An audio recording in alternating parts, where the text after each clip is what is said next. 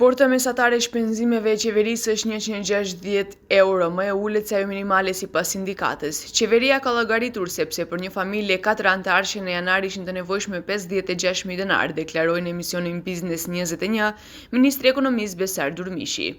Sipas tij, shporta mesatare e qeverisë ishte më e lirë se ajo minimale sindikale, sepse sindikata kishte llogaritje jo realiste më të larta. Во јануари 2026 година просечната прашувачка кошничка, што е направена на пресметка од ова наша пресметка, е околу 56.000 денари. Кога разгледаме структурата на 2025 година, ќе видиме значајни разлики по категории. Како, на пример, кај облека и обувки, разликата изнесува за 3.000 и нешто денари. Околу 50% е поевтина. Кај домување, вода, исто така електрика и горивење, разликата е околу 3.000. Каде што, зошто? Поради тоа што таму ставиле многу трошоци кои што не ги употребува едно семејство. Durmishi tha se në shportën e qeverisë ka mbi 100 produkte bazë ushqimore dhe është përfshirë edhe Nescafe, që për kryeministrin konsiderohet luks. Ndërkaq, shporta sindikale për janarin është 66.400 denar, ndërsa ajo për shkurtin 67.400 denar, ose për 2 muaj, sipas llogaritjeve të sindikatës, është rritur për 2.000 denar.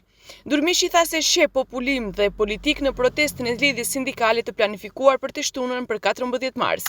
Po ashtu, edhe për kërkesën e tyre për pagën minimale 600 euro dhe rritjen e të gjithave pagave për 1.000 euro. Ме прашувате мене, јас сакам минималната плата да биде 1.000 евро. Не само мене, кој да го прашувате. Да се враќаме на тоа. Дали тоа е економски одржливо? Дали 1.000 евро после ќе вредат толку колку што се реално? Дали куповната моќ ќе биде тоа што е?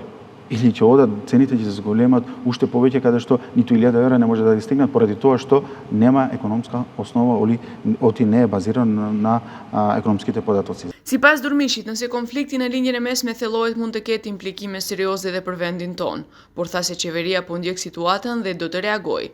Nëse ka rritje çmimesh, do të veprohet me kufizime të marzhave dhe ngritje të çmimeve për produktet bazë ushqimore.